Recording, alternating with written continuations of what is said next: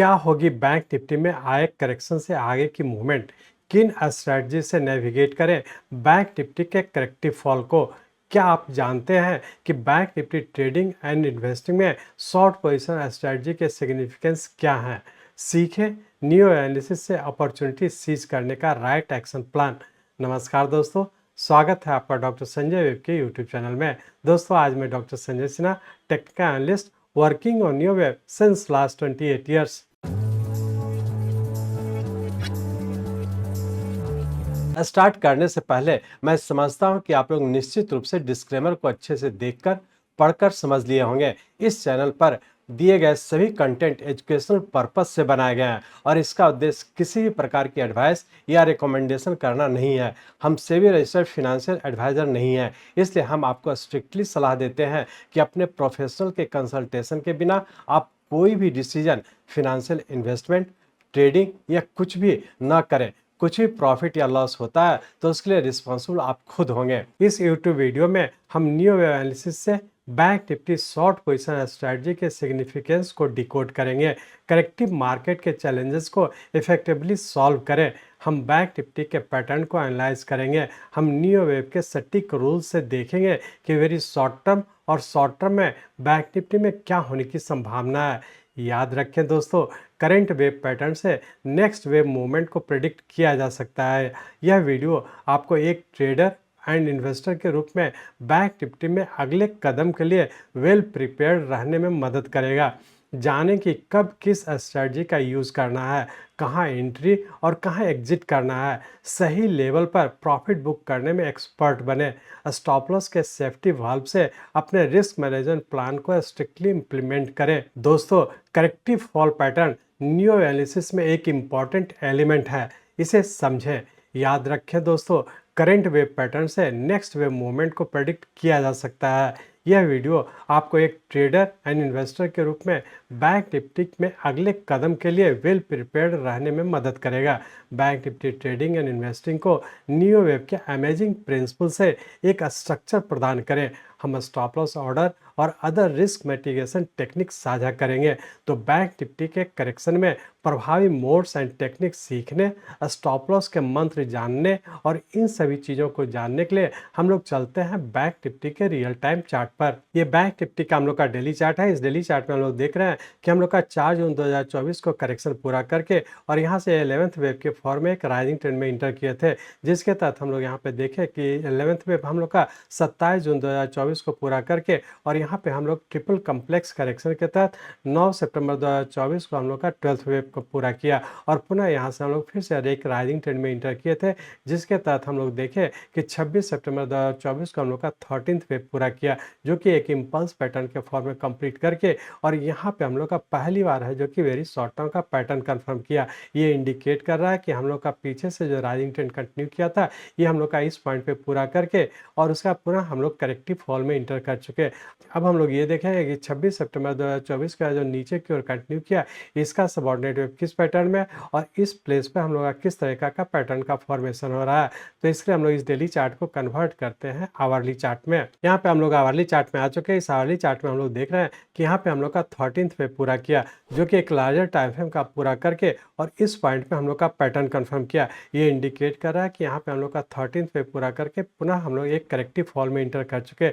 अब हम लोग यहाँ पे देखें कि जब करेक्टिव फॉल के तहत नीचे की ओर कंटिन्यू किया, जिसके तहत नीचे का ये और ये हम लोग करेक्टिव बी में है। यदि टाइम साइकिल की बात करें तो यहाँ पे हम लोग कह सकते हैं कि यहाँ पे जो फॉल हुआ था, ये हम लोग का रफली 6 डेज का टाइम लिया था, जबकि यहाँ से जब करेक्टिव फॉल के तहत हम लोग बी वेव के फॉर्म में इस पॉइंट पे पूरा किया, इसमें हम लोग का रफली 9 डेज का टाइम लगा। ये इंडिकेट कर रहा था कि ये करेक्टिव राइजिंग है और उसका पुनः हम लोग यहाँ से नीचे की ओर कंटिन्यू कर चुके। यहाँ पे हम लोग देख पा रहे हैं कि सबसे छोटे टाइम फ्रेम की बात करें तो इस बी वेव का सबऑर्डिनेट वेव ऊपर का ये बी और सी वेव इस पॉइंट पे पूरा किया, लेकिन यहाँ पे हम लोग का छोटे टाइम फ्रेम का पैटर्न कंफर्म नहीं किया। ये इंडिकेट कर रहा है कि हो सकता है ये करेक्टिव फॉल में रह करके पुनः हम लोग ऊपर करेक्टिव राइज में रहने की संभावना है। लेकिन ध्यान रखेंगे कि जब तक हम लोग का इंट्राडे का अपर स्टॉप ब्रेक नहीं करता, हम लोग ये माने हैं कि अभी भी नीचे रहने की संभावना है। सिर्फ यहाँ पे एक चीज़ ध्यान देने वाली बात है कि जैसा पिछले वीडियो में भी आप लोग से डिस्कस किए थे कि यहाँ पे हम लोग का बैंक निफ्टी एक कम्प्लेक्स करेक्शन के तहत ऊपर की ओर कंटिन्यू किया था, जिसके तहत ऊपर का ये बी और सी वेव के पैटर्न में इस पॉइंट पे पूरा किया था और उसके बाद पुनः हम लोग नीचे की ओर कंटिन्यू कर चुके हैं। अब हम लोग यहाँ पे ये देखने की कोशिश करेंगे कि यहाँ से जब हम लोग नीचे की ओर कंटिन्यू किए थे तो सबसे पहले हम लोग का इस पॉइंट पे पैटर्न कंफर्म किया था और उसी समय आप लोग से डिस्कस किए थे कि हम लोग का यहाँ पे एक इम्पल्स पे पूरा करके पुनः नीचे की ओर कंटिन्यू कर चुका था, जिसके तहत आप लोग से ये भी डिस्कस किए थे कि यहाँ से हम लोग का वेरी शॉर्ट टर्म और शॉर्ट टर्म दोनों टाइम फ्रेम के करेक्टिव फॉल में इंटर कर चुका था। अकॉर्डिंगली हम लोग यहाँ पे देख पा रहे हैं कि जब हम लोग का ये पैटर्न कंफर्म किया था उसका हम लोग का ऊपर का स्टॉप लॉस हो गया था 54,468 का, जबकि उसके बाद हम लोग का जो पिछले 2 वीक से हम लोग का जो फर्स्ट ट्रेलिंग अपर स्टॉप लॉस था 53,250 का था। अब हम लोग का इस वीक के लिए हम लोग का सेकेंड ट्रेलिंग अपर स्टॉप लॉस हो गया 52,600 का। तो वीकली पॉइंट ऑफ से हम लोग इसी अपर स्टॉप लॉस को ध्यान में रख करके हम लोग ऊपर क्लियर पर शॉर्ट करते हुए हम लोग नीचे की ओर कंटिन्यू रखेंगे।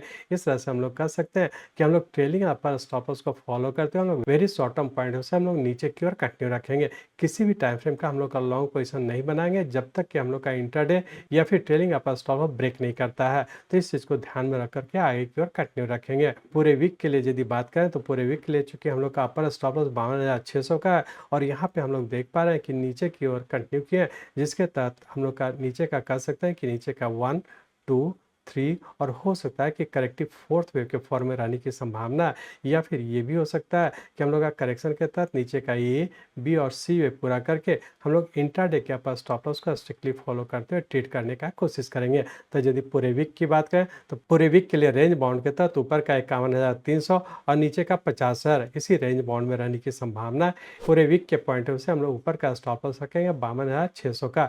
इसी अपर स्टॉप लॉस को ध्यान में रखकर रेंज बाउंड के तहत ट्रेड करने का कोशिश करेंगे। अब हम लोग ये देखने की कोशिश करें कि मंडे ट्यूसडे को क्या होने की संभावना है। तो उसके लिए हम लोग इस आवरली चार्ट को कन्वर्ट करते हैं 15 मिनट के चार्ट पे। यहाँ पे हम लोग 15 मिनट के चार्ट में आ चुके हैं। इस 15 मिनट के चार्ट में हम लोग देख रहे हैं कि यहाँ पे बी वेव बनाने का जब करेक्शन के तहत नीचे कंटिन्यू किया था, जिसके तहत नीचे का 1, 2, 3, 4 और 5 वेव इस पॉइंट पे पूरा किया, जो कि उससे बड़े टाइम पे हमारा ये वेव हो गया और उसके यहाँ पे हम लोग का करेक्टिव बी पूरा करके पुनः सी वेव के फॉर्म में इस पॉइंट पे पूरा किया और सी वेव पूरा करके पुनः हम लोग एक करेक्टिव राइज में इंटर कर चुके। तो हम लोग ये कह सकते हैं कि मंडे ट्यूसडे की बात करें, मंडे ट्यूसडे के लिए रेंज बाउंड के तहत नीचे का 50,500 और ऊपर का 51,200 इसी रेंज बाउंड में रहने की संभावना। ऊपर का इंटरडे का अपर स्टॉप लॉस रखेंगे 51,800 का। इसी अपर स्टॉप लॉस को ध्यान रखें छोटे से रेंज बाउंड में ट्रेड करने का कोशिश करेंगे। सिर्फ ध्यान रखें कि इंटरडे में हो सकता है कि मंडे को ऊपर रहने का फिर से नीचे कंटिन्यू रहने की संभावना।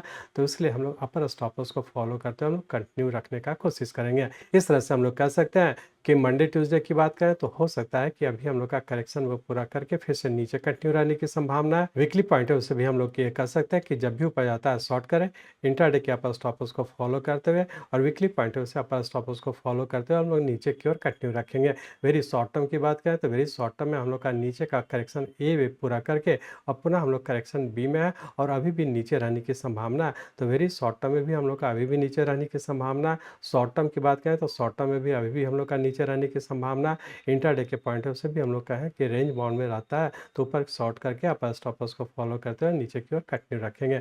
अब हम लोग यहाँ पे देखेंगे कि पैटर्न वाइज निफ्टी और बैंक निफ्टी में क्या डिफरेंसेस है या क्या सिमिलरिटी है। तो इसलिए हम लोग दोनों को कोरिलेट करते हैं। तो अब इसके लिए हम लोग अब निफ्टी के चार्ट को भी साइड बाय साइड रख करके और कोरिलेट करने का कोशिश करेंगे। तो हम लोग अब निफ्टी और बैंक निफ्टी दोनों को कोरिलेट करते हैं। ये लेफ्ट साइड में हम लोग का बैंक निफ्टी का चार्ट है, जबकि राइट साइड में हम लोग का निफ्टी का चार्ट है। तो यहाँ पे हम लोग देख रहे हैं कि जब बैंक निफ्टी नीचे की ओर कंटिन्यू किया था, जिसके तहत नीचे का ये बी और सी वेव के फॉर्म में नीचे कंटिन्यू किए हैं। जबकि निफ्टी की बात करें तो निफ्टी में हम लोग का नीचे का ए और ये करेक्टिव बी पूरा करके सी वेव के फॉर्म में कंटिन्यू है।